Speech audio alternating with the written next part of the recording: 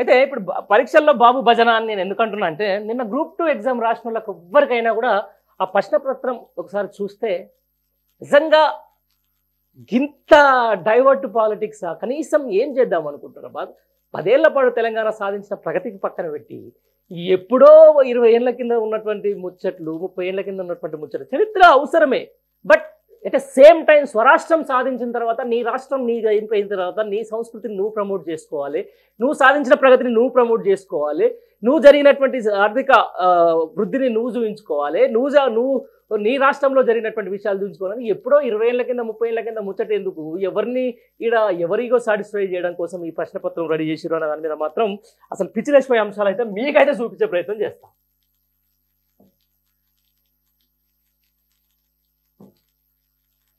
ఇక ఫస్ట్ అయితే ఈ ఇమేజ్ అయితే చూడండి ఇది బాగా సోషల్ మీడియాలో వైరల్ అవుతా ఉంది. ఎక్స్క్లూజివ్ న్యూస్ సెన్స్ అని చెప్పేసి ఒకటి వేసారు అనమాట. తెలంగాణ గ్రూప్ పరీక్షలో టీడీపీ హవా తెలుగుదేశం పార్టీ నేతలకు సంబంధించిన 10కి పైగా ప్రశ్నలు కేసీఆర్ గురించి కేవలం ఒకే ఒక ప్రశ్న అది కూడా మరి నాకు ఉందో లేదో తెలియదు అంటే తెలంగాణలో కేసీఆర్ ఆనవాళ్ళు మొత్తం తీసేస్తా అని చెప్తున్నటువంటి ఈ ముఖ్యమంత్రి కనీసం ఈ ఒక ప్రశ్న వేసి కూడా ఆనవాళ్ళు తూడు చేయలేకపోయింది అన్ని విధాలు చేసినా కూడా రైట్ అది కూడా చెప్దాం. భక్తి చాటుకున్న ప్రశ్నపత్ర రూపకర్తలు నిజమైన సృజన జ్ఞానం ప్రతిభకు దూరం అవుతున్న ప్రశ్నపత్రాలు రైట్ ఇది ఒక విషయం దీన్ని పక్కన పెట్టుకుని దీని మీద చర్చ చేయాలంటే మాత్రం అసలు ఇదైతే హైలైట్ ఇది తెలంగాణ గ్రూప్ పరీక్షలో టీడీపీ హవా పార్టీకి నేతల సంబంధించిన 10 కేసీఆర్ గురించి కేవలం ఒకే ఒక ప్రశ్న నిజంగా నాకైతే ఈ ప్రశ్న కనపడలేదు అదంతా మన దగ్గర ఉంది కదా ఒక పెద్ద పీడిఎఫ్ ఉంది అది అయినా కూడా చూద్దాం ఒకసారి పేపర్లు ఏం రాసినాయి ఈరోజు కూడా మచ్చుకు కొన్ని మీకు క్వశ్చన్లు చూపించాలి కదా. కన్సిడర్ ఫాలో కింది వాటిలో 18 అక్టోబర్ 2009 ప్రత్యేక తెలంగాణ రాష్ట్రానికి మద్దతుగా తెలుగుదేశం పార్టీ ప్రణబ్ ముఖర్జీ కమిటీకి లేఖ ఇచ్చింది. పార్లమెంట్లో తెలంగాణ బిల్లును ప్రవేశపెట్టినప్పుడు సిపిఎం బిల్లుకు మద్దతు ఓటు వేసింది. ఈ పై వ్యాఖ్యలో ఏది నిజం? ఈ అసలు టీడీపీ ఎందుకు వచ్చింది? 123వ క్వశ్చన్ ఇది. ఇక టీడీపీ ఎందుకు వచ్చింది? సిపిఐ ఎందుకు వచ్చింది? ఇది ఒక ముచ్చట రైట్. చంద్రబాబు నాయుడు ముఖ్యమంత్రి ఉన్నప్పుడు పాలనా వ్యవస్థపై విజన్ 2020 డాక్యుమెంట్ తయారు చేసిన అంతర్జాతీయ సంస్థ ఏది? ఎవడు కావాలి తెలియబెట్టుకుంటూ తీసుకుపోయాలి ఎవడికి విజన్ 2020 ఎవడు అసలు ఆయన ముఖ్యమంత్రి ఉన్నప్పుడు విజయం నాకెందుకు స్వామి మాకెందుకు నా తెలంగాణ ప్రజలకెందుకు నా పిల్లలకెందుకు లేకపోతే వీళ్ళకెందుకు అరే విజన్ చెప్పరా ఆయన తెలంగాణ ఏం జరిగిందో చెప్పరా అంటే విజన్ 2020 చేసినట్టు దానికి అంతర్జాతీయ కమిటీ చేసినట్టు ఇప్పుడు ఎందుకు నాకెందుకు మా పిల్లలకి ఎందుకు రైట్ నువ్వు భజన చేసుకున్నావు అంటే ఇంకా చేసుకోకపోయినావు. అసలు హైటెక్ సిటీ ఎవరు కట్టారు హైటెక్ సిటీకి సంబంధించి దాని మీద ఫస్ట్ ఉద్యోగం ఎవరు ఇచ్చినా కూడా అయిపోయినా బాగుండేగా తెలివి ఉండాలి ఏమో నాకేమో అవి వస్తాయి. ఎవరి కాలంలో నిజాం సాగర్ మరియు కడెం ప్రాజెక్టులు నిర్మించారు?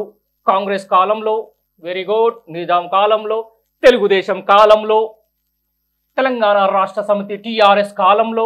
అయ్యా మీకు ఇంత కూడా తెలియలేదు నిజంగా ఓటు రాసిందో దీన్ని ప్రశ్నపత్రం చేసినోడు అంటే టీఆర్ఎస్ నుంచి బీఆర్ఎస్గా మారింది. ఇంకా నువ్వు కూడా అప్డేట్ కాకపోతే నువ్వు గ్రూప్ 2 ఎగ్జామ్ నువ్వు రెడీ చేసి ప్రశ్నపత్రం రెడీ చేసి వీళ్ళందరికీ ఉద్యోగాలు ఇస్తావు అర్జెంట్గా పోయి లేకపోతే నా దగ్గర ట్యూషన్కి రా. అది టీఆర్ఎస్ కాదు బీఆర్ఎస్ అయింది సార్ తిరిగా కూడా ఎవడో రమ్మని ఒకసారి నేను చెప్తాను నా దగ్గర పాఠాలు చెప్పుకున్నారు. ఇక మళ్ళీ ఒకసారి చంద్రబాబు ముచ్చట క్రింది వ్యాఖ్యలను పరిగణించండి. చంద్రబాబు నాయుడు ముఖ్యమంత్రిగా ఉన్నప్పుడు ఆదిలాబాద్ జిల్లాను దత్తత తీసుకొని అక్కడ నీటిపారుదల ప్రాజెక్టులను అభివృద్ధి చేశాడు. శ్రీశైలం రిజర్వాయర్ నుంచి సుమారు 109 టీఎంసీల నీటిని ఆయన ప్రకాశం జిల్లాకు తరలించే ప్రయత్నం చేశాడు. ఇక్కడ ఉన్న నిధులు మొత్తం తీసుకోపోయే ప్రయత్నం చేశాడు. అది కూడా పెట్టకపోయినా తెలంగాణలో ఉన్న హైటెక్ సిటీనో అదో ఇదో ఎత్తకపోయే ప్రయత్నం చేస్తారు అది కూడా పెట్టు అదే కరెక్ట్ అవుతుంది.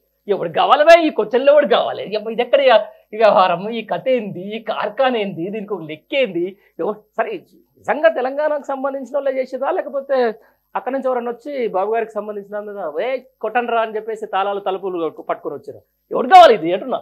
చంద్రబాబు నాయుడు ముఖ్యమంత్రిగా ఉన్నప్పుడు అంటే ఆదిలాబాద్ జిల్లాను ఎప్పుడు దత్తత తీసుకున్నారు? ఆదిలాబాద్ దత్తత తీసుకుంటే ఇంకా వెనకబడి ఎందుకుంది? విజన్ పరుడే కదా గురువు దాని గురించి ఇదో పెద్ద కథ. ఇంకోటి ఇక చూడు కొన్ని కంపెనీలు ఉన్నాయ్యా సరికాని జతను గుర్తించండి అని చెప్పేసి. ఇదంతా ఏదో కాదు, గ్రూప్ 2 ఎగ్జామ్లో వచ్చినటువంటి దాదాపు 10 ప్రశ్నలు. ఏది తెలుగుదేశం చంద్రబాబు గారి గురించి సంబంధించినటువంటి మనసులో మీద వచ్చినటువంటి క్వశ్చన్.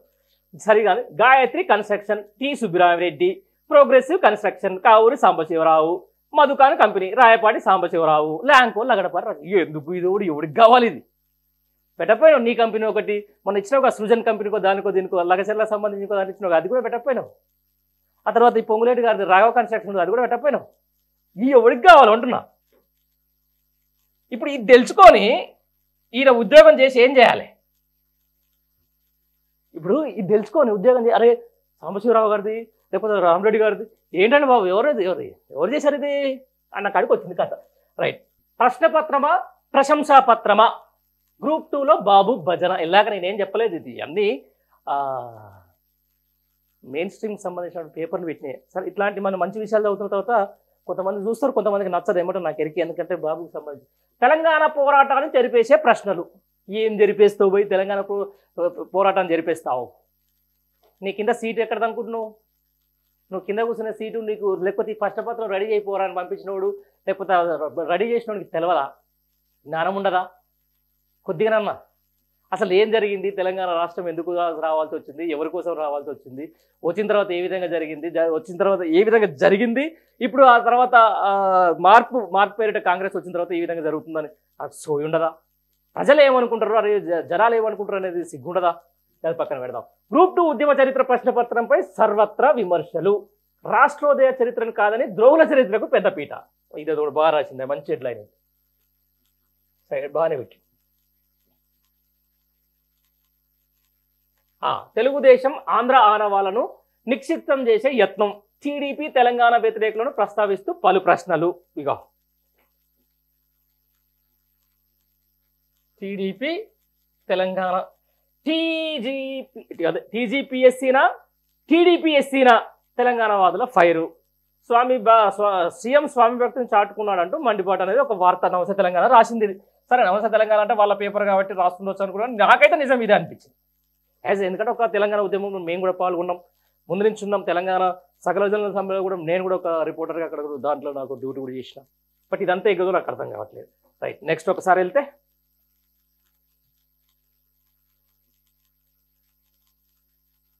ఇంత భజన ఏం భజన నాయన? ఈ భజనలు ఏంది? ఈ కథ ఏంది? ఎవడికి పుట్టిన భజన? ఎవడు చేసిన భజన ఇది? దీనివల్ల ఎవడికి ఏమొస్తుంది? గ్రూప్ 2లో బాబు భజన, పురుటినప్పుడుతో పరీక్షకు. గ్రూప్ 2లో ఇంత చెప్పారు కదా, మొత్తం మేము తెలంగాణ ఉద్యమం వచ్చిన తర్వాత ఘోరంగా ఇస్తాం, లక్షల కోట్లు కొడతామని చెప్పేసి అందరికీ ఉద్యోగాలు ఇస్తామని చెప్పినటువంటి ఈ వ్యక్తులు చేసినటువంటి కథ ఎట్లుందంటే గ్రూప్ 2కు 40% మందే హాజరయ్యారు. మరి ఇష్టం వచ్చినట్టు చరిత్ర రాస్తే ఓడతాను దగ్గరికి. దానివల్ల మలిదశ ఉద్యమం జరిపేసే కుట్ర, మాజీ మంత్రి హరీష్ రావు ధ్వజం. తెలంగాణలో ఉన్నది టీడీపీ ప్రభుత్వం, మాజీ మంత్రి నిరంజన్ రెడ్డి. ఏంటది సరిగ్గా కనపడతలేదు అబ్బాయి. తెలంగాణ తల్లిపై ఒక విగ్రహం సంబంధించి రైట్ మంచి క్వశ్చన్ అడిగినాడు. బోనం ఉందా తెలంగాణ చేతిలో? బోనం ఉందా లేదా? నువ్వు క్వశ్చన్ ఏంది? రెడీ చేసినోడుగా నువ్వు కదా. బోనాలు తీసేసి బతుకమ్మలు తీసేసి ఈరోజు తెలంగాణ తల్లిని, తెలంగాణ దేవతని ఈరోజు బీదరాలుగా నిలబెట్టి కూసబెట్టినవే. ఈరోజు నువ్వు ఇట్లాంటి ప్రశ్నలు అడిగి ఈ జనాల్ని ఎందుకు ఇట్లా మభ్య పెడుతున్నారు? అసలు ఏందో ఏం అర్థమైతే అసలే నాకైతే. అరే పోనీ ఎవరైతే ఉంది మరి ఎంత జీర్ణించుకుందామని కూడా ఒక తెలంగాణ బిడ్డలం కదా, ఊకబుద్ధి కాదు కదా. దాంట్లో భాగం ఇదంతా. అసలు అంతా ఇక ఏమంటారుగా, ఇక ఇదే చూద్దాం. ఇదే అన్నిటికంటే ఇదే బెటర్ నాకు. రైట్. ఇది మొత్తానికి ఈరోజు జరుగుతున్నటువంటి ఒక తెలంగాణ రాష్ట్రంలో హైదరాబాద్ బ్రాండ్ విలువ, హైదరాబాద్ బ్రాండ్ వాల్యూ, లేకపోతే ఇంకోటో అని చెప్పడానికి ఒక నిర్వచనం ఇదే. ఎక్కువసేపు కూడా టైం కూడా మనం ఎక్కువ తీసుకోవాల్సిన పని కూడా ఏం లేదు. ఎందుకంటే రైట్ ఏదేమైనా కూడా చరిత్ర చెరిపేస్తే చెరిగేది చరిత్ర కాదు. ఏదో ఓడో వచ్చి గీకితే అదే చరిత్ర అనుకుంటే మాత్రం నీ భ్రమ. రానున్న రోజుల్లో తెలంగాణ అస్తిత్వానికి, తెలంగాణ ఆత్మగౌరవానికి ఈ కరెక్ట్ సంవత్సరంలో ఎంత అన్యాయం జరిగిందో ప్రతి తెలంగాణ పౌరుడు చూస్తూ ఉన్నాడు. అంత అన్యాయం జరగబోతుందో ప్రతి తెలంగాణ పౌరుడు గమనిస్తూనే ఉన్నాడు. అందులో తెలంగాణ ప్రజలంతా పిచ్చోళ్ళైతే ఏం కాదు, అన్ని విషయాల మీద సమగ్రమైన అవగాహన ఉన్నవాళ్ళు. రైట్. ఏదైనా జరగని నీకు ఒక గొప్ప అవకాశం వచ్చింది, దాన్ని తెలంగాణ ప్రజల సంస్కృతిని, ఆత్మగౌరవాన్ని ప్రతిబింబించేలా పాలించాలి. కానీ ఇంకా నేను ఆంధ్ర లేకపోతే ఇంకా సంబంధించి వేరేటోళ్ళకి నేను మడుగురొత్తుతా, నా గురువు గారికి నేను గురుదక్షిణ సమర్పిస్తా అంటే రేపు పొద్దున ప్రజల్ని కింద అయితే ఖచ్చితంగానే పెడతారు. అదైతే కామన్.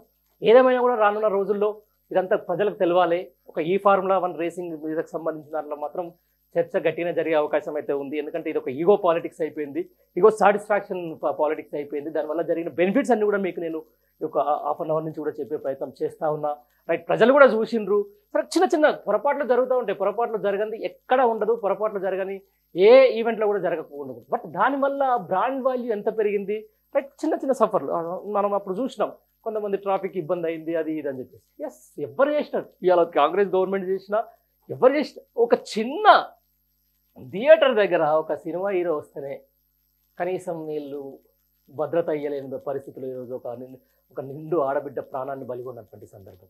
కానీ అట్లాంటి గొప్ప గ్లోబల్ ఈవెంట్ చేసి చాలా అద్భుతంగా జరిగి ఒక చిన్న సంఘటన కూడా జరగకుండా అక్కడ నేను చూసిన ఆ ఫార్ములా 1 రేసింగ్ నేను రిపోర్టింగ్ చేసే టైంలో చిన్న కారుకు జస్ట్ పొగలేళ్ళినందుకే ఒక అరగంట సేపు తీసుకున్నటువంటి సెక్యూరిటీ చర్యలు కూడా నేను చూసిన. ఈరోజు మా సామాన్య ప్రజలకే ఇక్కడ దిక్కులేరు. కానీ అరే, దేశవ్యాప్తంగా ప్రపంచవ్యాప్తంగా ఇలా హైదరాబాద్ బ్రాండ్ని ఒక గొప్పగా తీసుకొచ్చినటువంటి వ్యక్తి మీద బురద జల్లే ప్రయత్నము, ఆయన మీద ఢిల్లీ దాకా పైరవీలు తీసుకుపోయి వీళ్ళొచ్చి ఈడీలు అంటూ ఏసీబీలు అంటూ కోట్లు. అసలు కాంగ్రెస్ అంటేనే ఎన్ని జరుగుతాయో తెలియదా. రైట్, ఒక కామన్వెల్త్ గేమ్స్ పెట్టి అప్పుడు సురేష్ కల్మాడి ఇదే కాంగ్రెస్ గవర్నమెంట్లో చేసినటువంటి స్కామ్ గురించి మీకు తెలియదా. ఇట్లాంటి గొప్ప ఒక కామన్వెల్త్ గేమ్స్ అంటే ఒక మామూలుగా కామన్వెల్త్ కంట్రీస్ ఆడే గేమ్స్లోనే అన్ని వేల కోట్లు సంపాదించినదే. తర్వాత 55 కోట్లకు సంబంధించిన దాని మీద ఈరోజు ఒక పెద్ద రాద్ధాంతం. దానికంటే ముందు ప్రజల్ని విపరీతంగా మభ్యపెట్టే ప్రచారం ఎంత మభ్యపెట్టినా ఈరోజు హైదరాబాద్ ప్రజలు మాత్రం ఖచ్చితంగా తెలుసు. హైదరాబాద్ ప్రజలకు ప్రతి ఒక్కరికి కూడా ఈ ఫార్ములా రేస్ అంటేనేంది, లేకపోతే ఇట్లాంటి గ్లోబల్ ఈవెంట్స్ ఏ విధంగా నిర్వహిస్తే బ్రాండ్ వాల్యూ పెరుగుతుంది దాని మీద ప్రజలకు అందరూ కూడా సమగ్రమైన అవగాహన ఉంది. ఆ అవగాహనకు సంబంధించిన దాని మీద ఈరోజు ముందుకెళ్తూ ఉంటారు తప్ప కానీ మీరేదో కేసులు వేసినంత మాత్రాన, లేకపోతే ఇట్లాంటి హైదరాబాద్ బ్రాండ్ని ఇంకా కొంచెం తగ్గించినంత మాత్రాన రానున్న రోజుల్లో ప్రజాగ్రహం మరింత పెంచుకోవడమే కానీ మీరైతే దీని నుంచి ఇప్పుడు కూడా బయట పడలేరు అనేది మాత్రం స్పష్టంగా నేను చెప్పదలుచుకున్నా.